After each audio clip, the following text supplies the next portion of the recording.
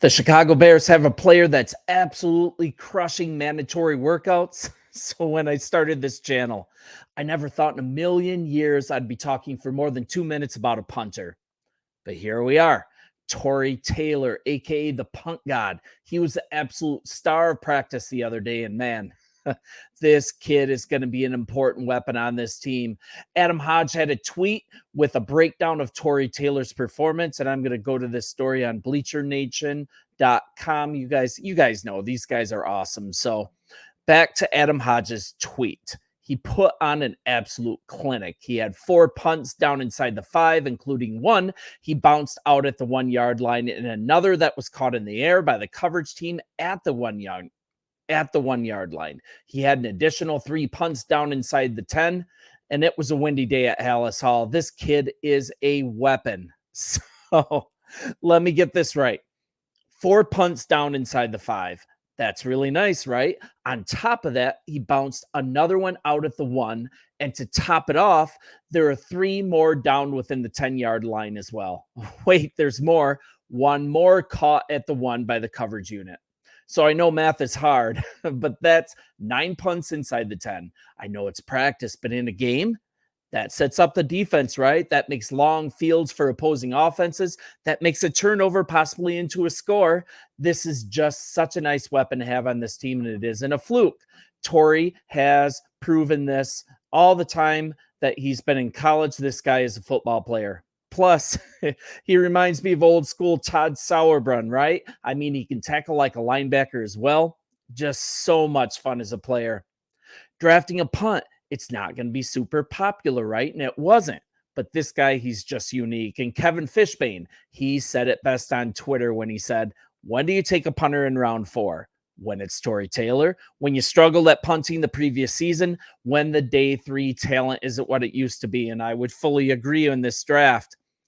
I think it's important to go back here, really examine what we have in Taylor. So, okay, when in this situation, Poles wasn't just going to take a defensive end just for the sake of doing it in the draft. He's not one to be forced to do anything. And by the way, he then proceeded to trade with Buffalo after this to grab Austin Booker at defensive end. I think he's just a steal. I think you guys do too. I think it's a guy who I believe will develop into the answer at right end. He chose to do something smart, right? He found an unexpected weapon. Go get the guy who's best by far in his position group. And Tory Taylor, he's one of the best possibly to ever punt the ball. How good, you might ask. 116 punts inside the 20 since 2020. That's 37 more than the next best college football punter. And he has a reputation, rightfully so, of having a monster leg and holds almost every desirable NCAA record. And I'm going to go back to this story. We'll kind of go through his accolades. But, hey, best of all time marks, a 46-yard career average, 4,479 total punt yards set in 2023. That broke a record set in 1938. A unanimous All-American in 2023, second team All-America in 2022, Ray Guy Award, Big Ten Punter of the Year, first team All-Big Ten, third team All-Big Ten, most punting yards in a season. We said that 4,479 and the highest career average punting yards at 46.3. So this guy, he hasn't just put on a clinic at practice the other day. He has been putting on a clinic for years. Another question, did we have a huge need? Did we have a need that was big enough to draft him in the 4th round? And I say absolutely. Our punter, Trenton Gill, he's since been released. He had a 38 net yards per punt last season. That ranks dead last in the league, an 11.9% touchback rate. That's horrible. That's tied for third worst. And wait, there's more. His 26.9% of punts inside the 20-yard line, that was 4th worst. This guy, Taylor, man, he might flat out be the best to ever do it. And in 3 different seasons, he was named a first-team All-American. Last year, he earned unanimous honors and won the Ray Guy Award as the nation's top punter. I mean, we went through that. He's punted in all 4 seasons, and that's important at Soldier Field. That includes days within 50 mile an hour plus winds in Purdue and Wisconsin, below 0 wind chills, Minnesota, snow, Iowa, I mean, sounds like it might work in Chicago, right? And it's not just distance. It does work in Chicago because it was super windy at practice on Tuesday, but it's not just distance. It's almost unheard of placement proficiency. And check this out. Last year in college for Iowa, he placed 32 punts inside the 20-yard line and 23 inside the 13. That's on top of 40 punts of 50 plus yards in 20 to 22. Those years, 77 of 162 punts landed inside the 20. That's just a sick average. He also averaged 40 or more yards per punt in 43 career games. That's an NCAA record. I'm not crazy here. Do yourself a favor and look up a highlight reel on him. See what he provided for the Iowa football team. I mean, you can argue that he was their MVP. I'll wait. I want to highlight some of his ridiculous performances to get a little more specific in game so you guys can get more of an idea of exactly how great he was for Iowa. And once again, this is provided by The Athletic.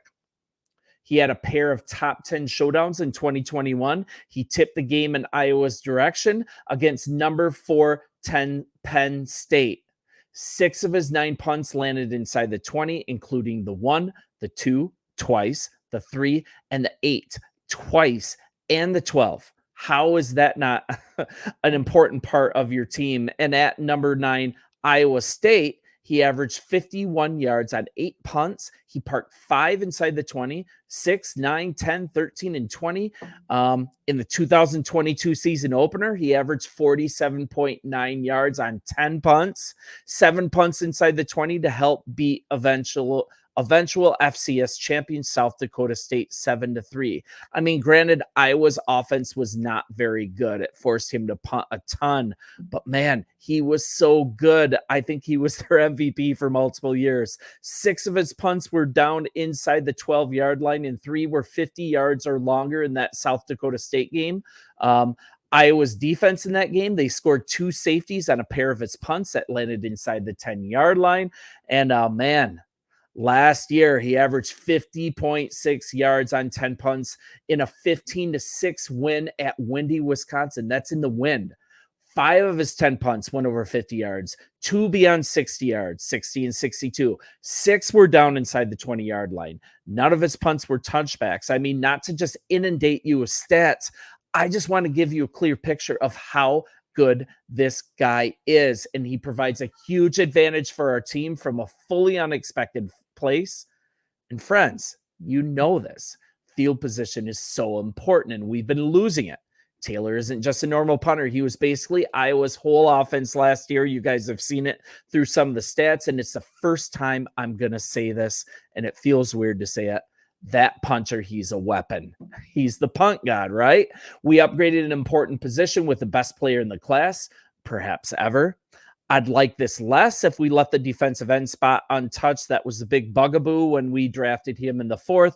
But as I shared polls, he handled that one too. That's almost every single issue shored up when starting with only 4 picks. Such a fantastic draft. And the best part, we didn't have to mortgage the future. We have a full arsenal of picks next year. 3 picks in the first 2 rounds. We still have our number 1, plus we have 2 picks in the second, and then we have the full complement of picks all the way to pick 7. I mean, this draft is going to be another fantastic enterprise, and this was just such an efficient, such a focused draft. I'd say GM Ryan Poles, he recently talked through that fact.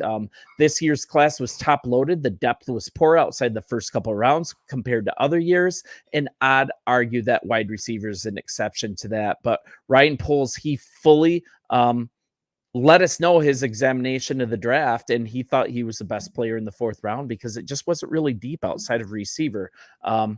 There's just no way anyone can look at this draft and say it wasn't fantastic. And to look at the body of work, what Poles has done during his time here, it's just so very good. And I think we have a winner built right now. And yeah, I don't want to see Tory Taylor punt at all in 2024 if it's up to me. I mean, Caleb Williams sent that hilarious tweet to him, like, son, you're not going to be punting very much.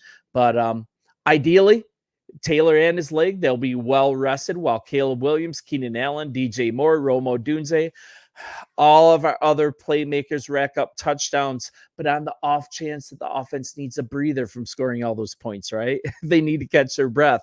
If we are in a defensive battle, which we will find ourselves in, it's just so nice to turn to Taylor for an occasional punt and know that we're just not like giving up on the series, know that we're just not giving the ball to the other team. He is a weapon and he can give us huge gains just on merit of his foot. And I'm going to be done with the Bears PTSD stuff. It's a great time to be a Chicago Bears fan. I just cannot wait for formal training camp to start. Bear down. You guys let me know what you think. It is so nice to see him crush it in practice. And there's so much to be encouraged about Bear down. And we'll talk soon. See ya.